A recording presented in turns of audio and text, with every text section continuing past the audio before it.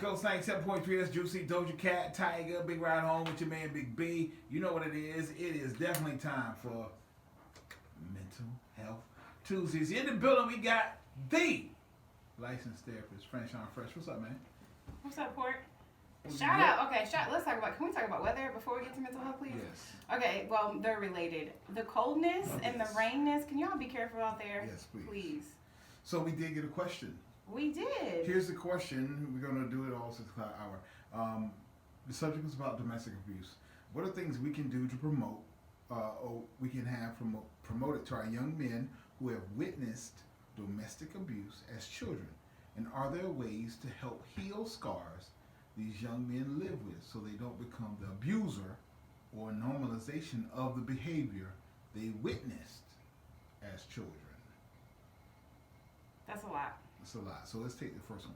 Yeah, let's take the first What are some half. things we can do to help promote our young men who witnessed domestic abuse as children? What are some things that we can do to help them out? So first of all, intervention as early as possible is great. Not that there's a such thing as too late, because it's never too late. As long as you're above ground, there's time for that. Okay. But the earlier that you can intervene, the better off. Okay. In terms of what you can promote is other examples of men. So for example, if you're in a household, let's just say, and your mom or you are getting abused, the chances of you repeating that cycle have increased. However, if you can provide a real life example of someone in your life that doesn't do that, especially a male, then you are less likely to repeat that cycle because you see other examples. Okay. So the thing you have to remember is that children and humans in general do what they see, not what they're told. Okay. So for example, you may say, don't hit your mom, don't disrespect women, but meanwhile it's happening. Right. Does that make sense? So kids are going to do what they see, not what they're told. Hold on. Because it goes into the next question. How do we stop them from becoming the abuser or normalizing that behavior? So the Don't answer. answer it. Oh, yet. oh, okay. Because we're talking Over trauma. here. This is trauma, right? It is trauma. See, y'all, just hold on. Shout out to B. PTSD. Like, shout out to B for understanding that yes, this is trauma. This is trauma. Yes. And this is continuing the cycle of abuse. Ooh, keep it locked. We got more the way we talking about Mental Health Tuesdays. So we talk about mental health. The question on the floor was that we received was how do we, when we're talking to young men who've seen domestic abuse, the first question is how do we help them out? And Right. you kind of gave an answer to that. And the question after that was how do we prevent them from normalizing this behavior or turning into the abuser? Well, first of all, we need to understand that turning into the abuser is a very normal continuation of PTSD and the cycle of violence. Okay. I'm not suggesting that that's okay. What I'm suggesting is that we have some empathy and some compassion for understanding that typically whatever kind of trends or behaviors you see in your family and your household growing up, you're going to probably continue those. So that's true with abuse, that's true with substance abuse, physical abuse, that's true with your eating habits, that's true what kind of music you like, all these kind of things. So in some ways that helps you in a positive way, in some ways that helps you in a negative way. For those of us who grew up in substance abusing homes but do not abuse substances, that's also a possibility as well. Right. So I'm not saying it's a guaranteed thing. So first we need to address the situation with some compassion. Okay. We need to offer other examples of that same gender not doing that behavior. And the reason I'm saying that is because as a woman, I think sometimes we forget that women can be abusive as well, both physically and emotionally and sexually. So are you saying putting a young man around a good relationship? A healthy relationship. Letting him witness it. Right, but also allowing him to kind of see, so letting him spend the night maybe with an uncle or a cousin who doesn't do that, or who is in a marriage or a relationship and is respectful to his woman. Not saying everything is perfect, Gotcha. but I'm saying he's not being aggressive. Got you. He's not being demeaning. Right. He's not being emotionally or physically abusive. You need to give people other examples, because what normalizes it is that if you're on a block, right, and your dad beats your mom, and then all of your cousins' dad beats their mom, and then your best friend's dad beats her, It's a culture. Right. So if you that's all you see in your mind, that's just how that's how I handle my frustration. Right. I'm mad, I'm frustrated, Right. I'm hitting the person I'm with. Not saying Or it's anybody. okay, but right. But saying it starts to become just kind of normalization. So shout out to the person that asked that question, because normalization is a perfect word to describe it. Because a lot of times people that are in that cycle don't recognize that it's actually not normal because it's all they've seen. So as early as humanly possible, we have to give people different examples of what it looks like to be healthy, different examples of how you handle frustration. Right. That doesn't mean you act like you're happy all the time. Positive ways to handle stress. Right, and to argue. One of the things I love, or I'm going to get personal for a second, one of the things I loved about growing up is when I got to high school, I never saw my parents fight before that. But I got to high school, when my parents would fight, they would argue, right? And then they would go away, and then they would come back and finish the conversation in front of me. Okay. And So one of the things you my see mom a explained to healthy me, debate. right, is my mom was Healthy like, debate. you need to be able to see that we can work through problems and that he can say what he has to say and I can say what I have to say, and it doesn't escalate. We're not screaming at each other. We're not getting violent, but yet we're going to disagree. So that helped me to see that, you know, part of a relationship is disagreeing. Right. It helped me In to a not be healthy afraid. way. Right. It helped me to not be afraid of conflict. It helped me to feel comfortable saying what it is I wanted to say, but then also understanding that my partner is going to come back at me and not always agree with everything that comes out of my mouth. So to help with the normalization thing, you want to give different examples. Provide safety, because the thing that you have to remember is if you're seeing aggression around you, even if it never touches you, it makes logical sense that you're afraid of it. Right. So even if there is, and I don't mean to pick on men, as I said earlier, sometimes the person is a woman, but this particular question was about men.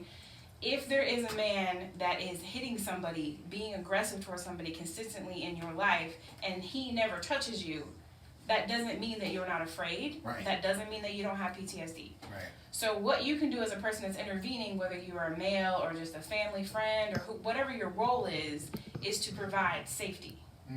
So making sure to let that person know, like a lot of people are like, well, I don't know what I can do. You know, they're in the home. I can't take them out of the home, blah, blah, blah. You can do all kinds of things. Right. You can go to the movies with them. You can laugh with them. You can spend time with them. Right. You can color with them. You can create art. I mean, really anything that you can think of that is going to provide them with a space where that physical or emotional abuse is not happening is going to help them to feel calmer and safer. Gotcha. And then as always, and actually Bree brought this up. Don't give it. You You get one more. Oh, jeez. Give Okay. Missy Elliott someone. It's called drip demeanor. We're talking about Mental Health Tuesdays. We got a email and talking about, you know, when young men see domestic abuse, how do we prevent them? First of all, how do we help them? Number two, how do we prevent them from thinking that's a normal behavior? And number three, how do we prevent them from being the abuser? Right. You know what I mean? So that's a big thing. So you went through. You need to model behavior. They need to see good, healthy relationships. Not on TV. Right. Like interacting with coaches. Right. Church leaders. They need to be safe. Uncles. Then Whatever. they need to be safe. Yes. Some safe environment. A safe environment as much as possible. I know sometimes women feel hopeless in this, but a part of what we can do is make sure that we're providing safety physically and emotionally, and giving them that space to be safe and to express themselves. Right. Shout out to my frat brother. Big Ray said, you know, he was saying, you know, women can be abusive too, and that was a good thing. Yeah.